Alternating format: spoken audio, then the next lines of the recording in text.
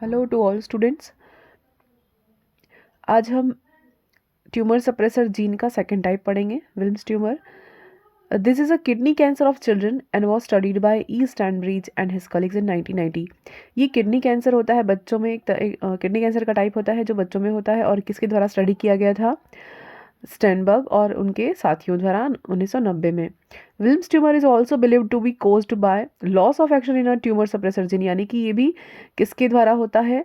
Tumour suppressor जो gene है उसके फंक्शन का जो अगर लॉस हो जाता है, यानी कि वो अपना फंक्शन खो देता है, उसके कारण या उसमें म्यूटेशन होने की वजह से ये ट्यूमर कॉज होता है। This tumour is associated with the loss of band P13 on chromosome 11, या क्रोमोसोम यानी गुणसूत्र 11 पर जो P13 बैंड होता है वहाँ पर उसमें फंक्शन का लॉस जाने या लॉस ऑफ फंक्शन के कारण ये ट्यूमर कॉज होता है। फिर सिम्टम्स क्या है इसके? अब्डोमिनल स्वेलिंग होती है, पेन ऑन वन साइड है, फिर जनरलाइज्ड फटिग है, blood in urine, fever, loss of appetite, nausea, high blood pressure. ये सारे के सारे विल्म्स ट्यूमर के टाइप है, जो कि ट्यूमर सप्रेसर जीन टाइप हम पढ़ रहे हैं उसका सेकेंड टाइप है। अभी हम पढ़ेंगे P53 टाइप पढ़ेंगे। The third type is P53 gene. The third tumor suppressor gene is the P53 gene located on chromosome 17। ये 17 नंबर के क्रोमोसोम पर स्थित होता है और इसका जो 53 P53 नाम जो है वो उसके किलो डाल्टन अनुभार के कारण रखा गया है। This gene is the most common mutation in cancer and it's found in more than 50% of human tumors। ये जो जीन है वो सबसे कॉमन टाइप है कैंसर होने का, और क्योंकि इनमें म्यूटेशन हो जाता है, ये कैंसर करने का कारण नहीं है, ये इसमें म्यूटेशन हो जाता है, इसके कारण कैंसर कोज होता है। और ये सबसे ज़्यादा मानव में मिलने वाला, लगभग 50% जो ट्यूमर मिलते हैं वो मानव में इसी के कारण मिलते हैं, इसके सप्रेस हो जाने के कारण मिलते हैं। ये ट्यूमर क्या कॉज नहीं है, जब बल्कि P53 को अगर म्यूटेट कर दिया जाए या इसमें सप्रेशन हो जाता है, अपना फंक्शन लॉस कर देता है, तब ट्यूमर की सेल्स जो होती हैं वो, या जो सेल ग्रोथ है वो अनकंट्रोल हो जाती है। The P53 protein is found The P53 protein is found is so many cases. It is clear that its role as a tumor suppressor was a great importance in the normal activity of cell. The P53 protein molecule had gained the status of Science magazine in 1993 molecule of the year. ये जो P53 molecule या gene suppressor tumour suppressor gene है, ये सबसे important है, सबसे common है। ये क्या करता है? P53 जीन सेल ग्रोथ को इनहिबिट करता है, यानी कि अगर एबनॉर्मल सेल ग्रोथ हो रही है तो उसको अरेस्ट करने का काम करेगा, सेल साइकिल को अरेस्ट कर देगा और एपोप्टोसिस करा देगा, और सेल की अनकंट्रोल्ड जो ग्रोथ है उसको, या अनकंट्रोल्ड डिवीजन है उसको रोकने का काम करेगा। लेकिन अगर इसी जीन में म्यूटेशन हो जाता है तो अपना ये फंक्शन लॉस कर देता है, जिस कारण से जो सेल साइकिल है वो अनकंट्रोलली डिवाइड करने लग जाती है, डिवीजन करने लग जाती है, यानी सेल साइकिल को रोकने वाला फिर कोई नहीं रहेगा, और इसी कारण से ट्यूमर कॉज होता है। तो ये P53 जो है बहुत ही इंपॉर्टेंट है। Normally P53 protein is highly unstable. The MDM2, it's named for the cell culture in which it was cloned। ये जहाँ से लिया था इसलिए MDM2 नाम रखा है। Murine double minute chromosomes clone number 2 protein binds its amino termine and ubiquinates it, leading to the rapid degradation of P53 in the proteasome within several minutes. ये क्या मतलब, क्या कह रहे हैं कि P53 जो है वो हाईली अनस्टेबल होता है। P53 को रोक के रखने वाला जो होता है वो है MDM2। इसको जहाँ से डिराइव किया गया है उसके कारण इसका नाम MDM2 रखा गया है। तो समय समय पर क्या होता है, P53 हमें किससे बाइंड होता है? MDM2 P53 को बाइंड करके या पकड़ के रखता है। और अपने हमेशा साथ रखता है, और उसको क्या करता है, समय समय पर उसका यूबिक क्विटिनाइजेशन करा देता है, और उसके बाद प्रोटियोसोम में उसका डिग्रेडेशन करा देता है। क्यों? क्योंकि P53 की हमेशा हमारी बॉडी में नीड नहीं होती है। P53 की नीड कब होती है? जब डीएनए डैमेज हो जाता है, जब सेल अनकंट्रोलली डिवाइड करने लग जाती है, या एबनॉर्मल कंडीशन, कभी ऐसी सिचुएशन आती है कि सेल बहुत ही ज़्यादा एबनॉर्मली तरीके से डिवाइड करने लग जाए। उस कंडीशन में अनफेवरेबल कंडीशन में ही P53 की आवश्यकता पड़ती है, और P53 फिर क्या करता है, सेल को डिवाइड होने से रोकता है, सेल को अरेस्ट कर देता है, सेल ग्रोथ करने से या सेल डिवाइड करने से मना कर देता है। लेकिन नॉर्मल कंडीशन में ये क्या हो रहा है, जब जनरल ही P53 की सामान्य तौर पर हमारी बॉडी में आवश्यकता नहीं होती है, तो उसको MDM2 हमेशा अपने साथ रखता है। MDM2 क्या करता है, यूबिक्विटिनाइज कर देता है और प्रोटियोसोम में ले जाकर उसका डिग्रेडेशन करता है, उसे डिग्रेड कर देता है, क्योंकि उसकी आवश्यकता नहीं है।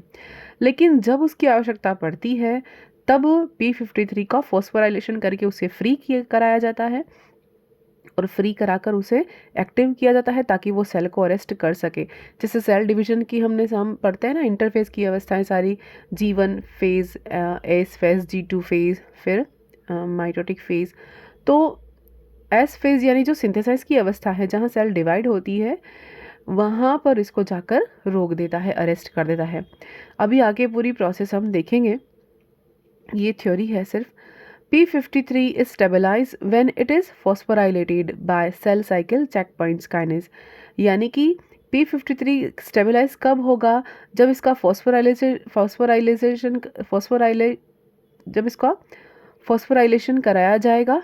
कब? जब सेल साइकिल चलती है और वहाँ पर जो चेक पॉइंट्स होते हैं, वो चेक पॉइंट्स क्या करते हैं, डीएनए को चेक करते हैं, सेल साइकिल को चेक करते हैं। जहाँ जहाँ अगर सेल साइकिल प्रॉपर चल रही है, तब तो उसे आगे अलाउ कर देते हैं। अगर कहीं पर भी डीएनए में डैमेज आता है, या कहीं पे भी कुछ भी थोड़ा सा भी इम्बैलेंस आता है, तो डीएनए डैमेज पर ये चेक पॉइंट्स क्या करते हैं, उस सेल साइकिल को वहाँ स्टॉप करने का, रोकने का काम करते हैं। और सेल साइकिल फिर किसको बुलाते हैं, उन सप्रेसर जीन को बुलाते हैं, जो क्या करेंगे, सेल साइकिल को अरेस्ट करने का काम करेंगे। तो ये काम कौन करता है, P53 करता है, इसलिए हम इसके बारे में पढ़ रहे हैं। जैसे एग्जाम्पल, ATM एक प्रोटीन काइनेज है, bind to double strand DNA break, bound this way it activates the protein checkpoint 2 या CHK2 kinase, a checkpoint kinase that then phosphorylate P53 protein. In the active state, P53 is a transcription factor that induce at least 34 different genes involved either in stopping the cell cycle, including apoptosis यानी कि programmed death cell death, और regulating itself यानी कि ATM, जैसे कि example बता रहे हैं, चेक पॉइंट जैसे कि एटीएम है, एटीआर है, ये क्या करेंगे, जहाँ जहाँ डीएनए ब्रेक हो रहा है वहाँ पर ये क्या करेंगे, चेक करेंगे, और जहाँ डीएनए टूटा, अगर किसी भी वजह से डैमेज हुआ, तो वहाँ पर जाकर ये एक्यूमुलेट हो जाएंगे, वहाँ पर जाकर इकट्ठे हो जाएंगे, और फिर क्या करेंगे, ये काइनेस चेक पॉइंट्स जो हैं वो क्या करेंगे, इसका फॉस्फोराइलेशन कर देंगे, किसका, P53 का फॉस्फोराइलेशन कर देंगे। P53 का फॉस्फोराइलेशन हो जाएगा तो ये MDM से अलग हो जाएगा, और MDM से अलग होने के बाद इसका ये क्या करेगा, ट्रांसक्रिप्शन में आगे बढ़ेगा, और ट्रांसक्रिप्शन फैक्टर की तरह फंक्शन करेगा, और आगे जाकर ये बहुत सारे डिफरेंट काइंड के 34 डिफरेंट टाइप्स के जो जीन्स हैं उनको इवॉल्व करेगा, जो जीन क्या करेंगे, सेल साइकिल को स्टॉप करने का काम करेंगे। और ये जीन, जैसे कि हम P21 आगे पढ़ेंगे अभी हम पूरा साइकिल में, तो ये क्या करेंगे, ये जीन सेल साइकिल को स्टॉप करने का काम करेंगे, और क्या करेंगे, अगर ज़रूरत पड़ी, अगर डीएनए रिपेयर को मौका देते हैं कि डीएनए रिपेयर हो जाए, सेल साइकिल को स्टॉप करके डीएनए को रिपेयर करने का टाइम देते हैं। अगर डीएनए रिपेयर नहीं हो पाता तो ये क्या करेंगे, एपोप्टोसिस कर देंगे, यानी सेल की डेथ करा देंगे, ताकि क्या हो कि वो जो खराब वाला जीन है वो आगे सेल डिवीजन में भाग न ले, सेल का पार्ट न बने। तो ऐसे ही हम देखते हैं यहाँ पर जब कोई डीएनए डैमेज नहीं है, जब नॉर्मल सेल है, नॉर्मल कंडीशन है, तो ये P53 यहाँ पर है, तो ये यहाँ पर MDM2 के साथ ये बाइंड रहता है, ठीक है। तो डिग्रेडेशन ऑफ P53 इन प्रोटियोसोम, तो MDM P53 को पकड़ के रखता है, और क्या करेगा, P53 का प्रोटियोसोम करा देगा। कब? नॉर्मल स्टेट में, जब P53 की आवश्यकता नहीं है। लेकिन P53 की आवश्यकता कब पड़ेगी? जब एबनॉर्मल कंडीशन आएगी, जब सेल डिवीजन बहुत ज़्यादा बढ़ जाएगा, हद से ज़्यादा बढ़ जाएगा, तब उसको रोकने के लिए P53 को बुलाया जाता है। अब डीएनए डैमेज की सिचुएशन में देखते हैं हम। डीएनए डैमेज में क्या करेंगे? जब डीएनए डैमेज होगा तो P53 में MDM2 क्या करेगा? रिमूव करा देंगे, हटा देंगे उसको, और यहाँ पर जो चेक पॉइंट्स हैं वो एक्टिव हो जाएंगे, काइनेज जो होते हैं वो एक्टिवेट हो जाते हैं, और P53 का फॉस्फोराइलेशन कर देंगे। और P53 का फॉस्फोराइलेशन करने के बाद ये क्या करेंगे? ट्रांसक्रिप्शन फैक्टर को रिड्यूस कर मतलब इंड्यूस करते हैं। ट्रांसक्रिप्शन फैक्टर जो है, जब वो क्या करेंगे, ये सारे ट्रांसक्रिप्शन फैक्टर सेल साइकिल को स्टॉप करेंगे, है ना, या एपोप्टोसिस को इंड्यूस करेंगे, ठीक है, और एमडीएम को अलग कर दिया जाता है। तो P53 protein stop the cell cycle to give the cell a chance to repair it DNA. P53 क्या करेगा? सेल साइकिल को स्टॉप कर देगा कुछ टाइम के लिए, और उस डीएनए को चांस मिल जाता है, सेल को चांस मिल जाता है कि अपना डीएनए रिपेयर कर ले, जो मरम्मत करनी है, ख़राब जीन है उसको हटा दे और मरम्मत कर दे।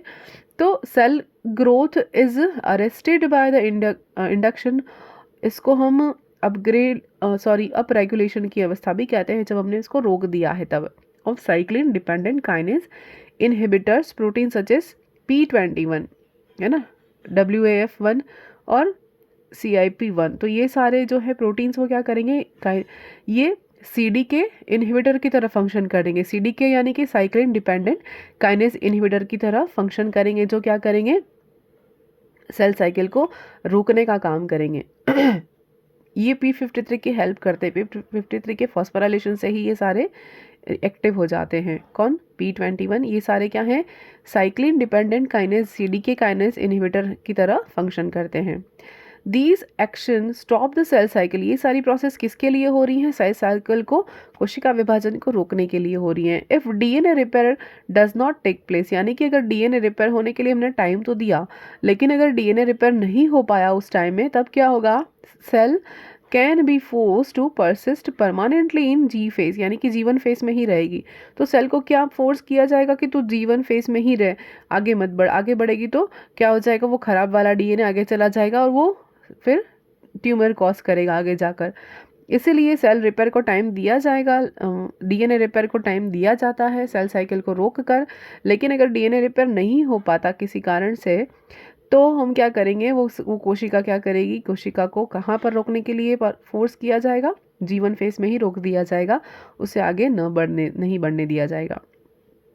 The P53 protein can induce cell death by up regulation the Bax gene. तो P53 को क्या करेगा? P53 प्रोटीन क्या करेगा? सेल डेथ को इंड्यूस कराएगा अप रेगुलेशन की प्रोसेस के थ्रू। किसके द्वारा? कौन से? बैक्स जीन के थ्रू। बैक्स जीन की हेल्प से सेल डेथ को इंड्यूस कराएगा। Its protein is involved in the pathway to induce caspase proteinase enzyme that destroy the cell. ये क्या करेगा? प्रोटीन किस में इन्वॉल्व है? ये कौन से पाथवे में? कैस्पेस पाथवे में इन्वॉल्व है, जो किसको लिए रिस्पॉन्सिबल है? ये सेल को डिस्ट्रॉय कराने के लिए एंजाइम, प्रोटीनेस एंजाइम को सिक्रेट करेगा। Caspase get their named from the fact that they are cysteine requiring aspartic acid proteinase. तो ये कैस्पेस जो है वो कहाँ से डिराइव हुआ, ये यहाँ पर डिटेल दी गई है। फिर जब बैक्स जीन्स, यानी कि जो बैक्स जीन्स था जो कि डेथ कराने के लिए इंड्यूस कर रहा था, ये Bax genes name comes from BCL2 associated X gene and name BCL2 is formed B cell leukaemia. तो ये बैक्स जीन भी कहाँ से डिराइव हुआ है उसके बारे में डिटेल दी गई है। फिर लास्ट में क्या होता है? The P53 protein is transcription factor for the MDM2, the protein that regulate P53 protein. Thus the P53 protein has narrow window in which to stop the cell cycle or induce apoptosis, giving the cell a chance to repair its DNA damage or commit suicide. After this P53 protein is itself repressed, loss of P53 protein activity allows DNA damage to build up in a cell. This is why more than 50% of cancer involve loss of P53 activity. तो ये क्या कह रहा है कि ये जो P53 protein है वो ट्रांसक्रिप्शन फैक्टर बनाएगा में यूज़ हो जाएगा कब, जब उसका फॉस्फोराइलेशन हो जाएगा तब MDM2 से अलग हो जाएगा। और ये प्रोटीन क्या करता है, the protein that regulate P53 protein, MDM normally condition में तो P53 को रेगुलेट करने का काम करता है, उसको पकड़ के रखने का काम करता है, हमने देखा। Thus the protein P53 has narrow window in which to stop the cell cycle और इंड्यूस एपोप्टोसिस, यानी कि जब तक ये MDM2 के साथ बाइंड है P53 तब तो ये अपना फंक्शन नहीं कर पाएगा, ठीक है, क्योंकि इसको तो डिग्रेड कर दिया जाएगा प्रोटियोसोम में। लेकिन अगर MDM2 से इसको अलग कर दिया तब ये सेल साइकिल को रोकने की कैपेसिटी दर्शाता है, क्योंकि इसका काम ही है ये ट्यूमर को सप्रेस करना, यानी कि चेक पॉइंट्स में जहाँ पर सेल डिवीजन ज़्यादा हो रही है उसको जाके रोक देना, सेल साइकिल को ही रोक देना, ताकि सेल डिवाइड ही ना करे तो ट्यूमर ही ना हो, ठीक है। तो अगर सेल को हमने चांस दे दिया डीएनए को रिपेयर करने का तब तो ये हो जाएगा, लेकिन डीएनए अगर डैमेज रहा और रिपेयर न हो पाया तो उसके लिए ये सेल को डेथ कराने के लिए भी ये इंड्यूस करेगा, यानी सुसाइड कमिट करने के लिए हम कहेंगे कि उसको एपोप्टोसिस कराने के लिए भी हेल्प करेगा। तो ये P53 प्रोटीन एक सप्रेसर की तरह काम करता है और ये किसकी तरह फंक्शन करता है, लॉस ऑफ एक्शन पर ही ट्यूमर कॉज कर पाएगा। किसी भी सेल का अनकंट्रोलली डिवाइड होना कब हो पाता है, जब P53 में म्यूटेशन हो जाए। अगर P53 में ही म्यूटेशन हो गया तो सेल साइकिल को रोकने वाला कोई नहीं होगा और सेल जो है वो अनकंट्रोल तरीके से डिवाइड करने लग जाएगी और इसके कारण ट्यूमर कॉज होता है। तो मानवों में सबसे ज़्यादा यानी 50% कैंसर जो होता है वो किसके कारण होता है, P53 में फंक्शन लॉस हो जाने के कारण होता है। जो मानव में सबसे ज़्यादा जो ट्यूमर होता है मोस्टली 50%, तो वो किसके कारण होता है, अगर लॉस ऑफ फंक्शन हो जाए किसमें, P53 जो कि ट्यूमर सप्रेसर जीन है उसमें अपना फंक्शन का ये लॉस कर दें किसी भी म्यूटेशन की वजह से, ठीक है। तो इसको हम और डिटेल में यहाँ पर, ये तो थ्योरी हमने देख ली, इसको अब एक बार हम समझते हैं। P53 क्या है, ट्यूमर प्रोटीन जो है P53 प्रोटीन का नाम है, इसलिए उसकी प्रोटीन का डाल्टन किलो डाल्टन जो है वो 53 इसके लिए अपन ने यहाँ पर इसका नाम रखा है। फिर ये जीन को हम TP53 भी कह सकते हैं, एक ट्रांसक्रिप्शन फैक्टर है। फिर इसका निकनेम क्या है, गार्डियन ऑफ जीनोम, इसको हम गार्डियन ऑफ जीनोम भी कहते हैं। Encoded by TP53 located on chromosome 17, 17वें क्रोमोसोम पर मिलता है। एक्टिवेटेड बाय डीएनए, ये किसके है, क्या क्या करता है, डीएनए डैमेज होगा तब एक्टिवेट हो जाएगा। स्ट्रेस की कंडीशन में यानी सेल अगर तनाव की अवस्था में है तब एक्टिवेट हो जाएगा। कॉमन कैंसर टाइप में भी एक्टिवेट हो जाएगा। तो अभी हमने क्या देखा कि P53 क्या बनाएगा, आरएनए बनाएगा, आरएनए प्रोटीन बनाएगा और वो प्रोटीन क्या करता है, ट्यूमर सप्रेसर जीन की तरह काम करता है, ठीक है। रोल इसका क्या है, सेल साइकिल को अरेस्ट करना, एपोप्टोसिस कराना, ठीक है। फंक्शन क्या P53 का अपन ने डिटेल में देख ही लिया, फिर भी इसको एक बार देख लेते हैं। P53 act as tumour suppressor gene, meaning it prevent cell from turning cancers, यानी कि सेल को कैंसर सेल में कन्वर्ट होने से, टर्न होने से रोकने का काम कौन करता है, P53 करता है।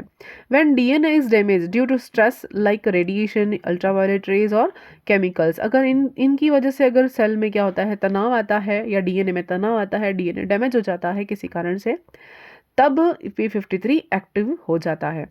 तब क्या हो जाएगा, P53 एक्टिवेट हो जाएगा। It pauses the cell cycle, ये क्या करेगा, सेल साइकिल को रोक देगा। ये जीवन और स्पेस में जो चेक पॉइंट होते हैं वो एक्टिवेट हो जाएंगे और P53 को एक्टिवेट कर देंगे, उसका फॉस्फोराइलेशन कर देंगे, MDM2 से अलग कर देंगे और P53 एक्टिवेट हो जाएगा।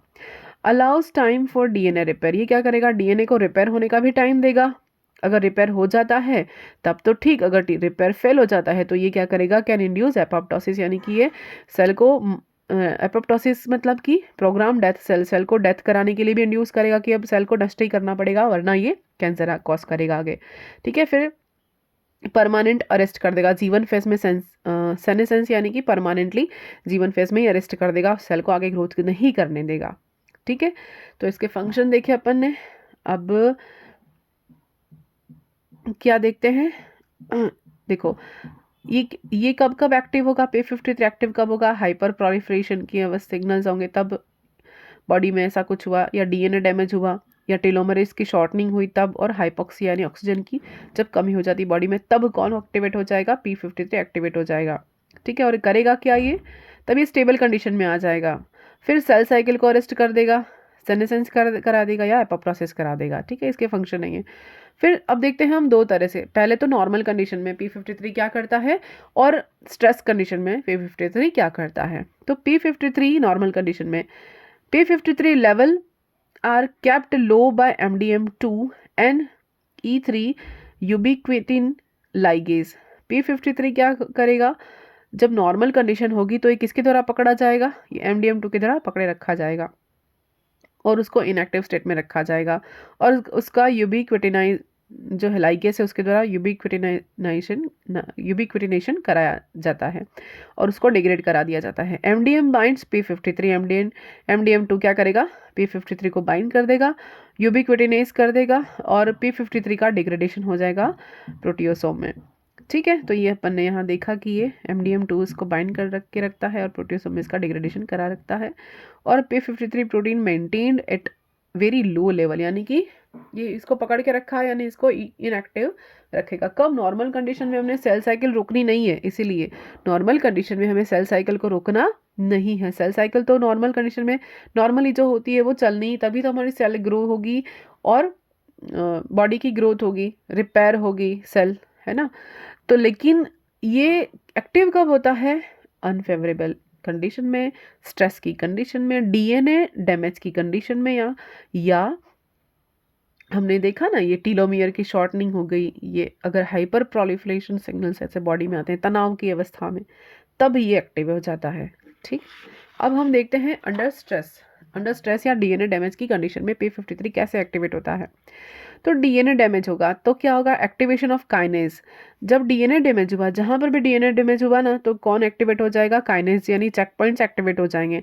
हमारी जो सेल साइकिल चलती है ना, G1 S G2 M, ये जो है इंटरफेस की अवस्था या सेल साइकिल अवस्था, उसमें क्या होता है कि हर जगह पर चेक पॉइंट्स होते हैं। वो चेक पॉइंट्स क्या करते हैं, जगह जगह पर DNA को चेक करते हैं, जहाँ DNA नया रेप्लिकेशन होता है, नया बनता है, और सेल में डिवीजन भी नए जितने भी एंजाइम से फॉर्मेशन होते हैं, ये सारी प्रोसेस हमारे सिंथेसाइज और ये चलता रहता है सेल साइकिल के दौरान, इन चारों फेज में, G1 S G2 M सब में।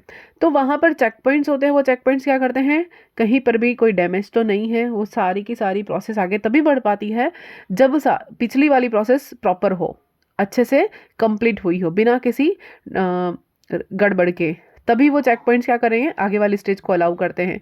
तो ये चेक पॉइंट्स क्या करेंगे, activation of kinase like ATM ATR CHK1 CHK2, ये क्या करेंगे, जब ये यहाँ पर आकर इकट्ठे हो जाएंगे, ATM ATR क्या करेंगे, ATM ATR काइनेज एक्टिवेट हो जाएंगे। और अगर जैसे कि एक्सरेज है ना, किसी भी स्किन पर या कहाँ जहाँ पर भी पड़ी है, बहुत तेज़ हो गई, तो वो DNA को डैमेज कर देगी।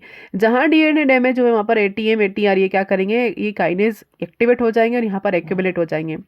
ये एक्यूमुलेट हो जाने के बाद क्या करेंगे, फॉस्फोराइलेट करेंगे, किसको, फॉस्फोराइलेट करेंगे इन दोनों को, इन चेक पॉइंट्स को, CHK1 और CHK2 काइनेज को एक्टिवेशन करेंगे, इनको फॉस्फोराइलेट करेंगे, और ये फॉस्फोराइलेट करने के बाद क्या करेंगे, ये करेंगे P53 को फॉस्फोराइलेट करेंगे। P53 को फॉस्फोराइलेट करेंगे तो क्या होगा, MDM2 जो होगा वो अलग हो जाएगा। ये देखो, इसको फॉस्फोराइलेशन कराया तो ये P53 P53 को छोड़ देगा। जैसे ही P53 को MDM2 ने छोड़ा तो ये स्टेबल कंडीशन में आ जाएगा, नहीं एक्टिव कंडीशन में आ जाएगा, ये एक्टिव कंडीशन में आ जाएगा। ठीक है, यहाँ तक अपन ने देखा, ये देखा ना अपन, these kinase phosphorylate P53 and MDM2 दोनों को फॉस्फोराइलेट कर देगा, तो फॉस्फोराइलेट कराने के कारण दोनों अलग हो जाएंगे। Phosphorylation prevents MDM2 from binding P53 stabilised. तो फॉस्फोराइलेशन क्या करेगा, MDM2 को P53 से अलग कर देगा। जो बाइंडिंग ये पकड़ के रखा था ना, ये MDM2 जो है P53 को छोड़ देगा। कब छोड़ेगा, जब फॉस्फोराइलेशन कराया गया। कब कराया गया, जब DNA डैमेज हुआ तो क्या हुआ, ATM ATR दोनों काइनेज एक्टिवेट हो गए, इन दोनों ने फॉस्फोराइलेशन कराया, फॉस्फोराइलेट करा किसको, CHK1 और CHK2 को फॉस्फोराइलेट किया। ठीक है, इन दोनों को एक्टिवेट किया, यानी फॉस्फोराइलेशन किया, तो ये दोनों अलग हो गए। फिर ये एक्टिवेट हो गया, ये स्टेबल कंडीशन में आ गया। अब ये क्या करेगा, P53 जो है वो अपने डीएनए पर P21 जीन को ट्रांसक्रिप्शन फैक्टर है उसको ट्रांसक्रिप्शन फैक्टर इवॉल्व करता है। अभी देखा था ना हमने 34 गाइड्स के जीन इवॉल्व करेगा, ये ट्रांसक्रिप्शन फैक्टर को इवॉल्व करेगा। ये P21 क्या करेगा, mRNA बनाएगा और mRNA से ट्रांसलेशन करने के थ्रू ये प्रोटीन बनाएगा।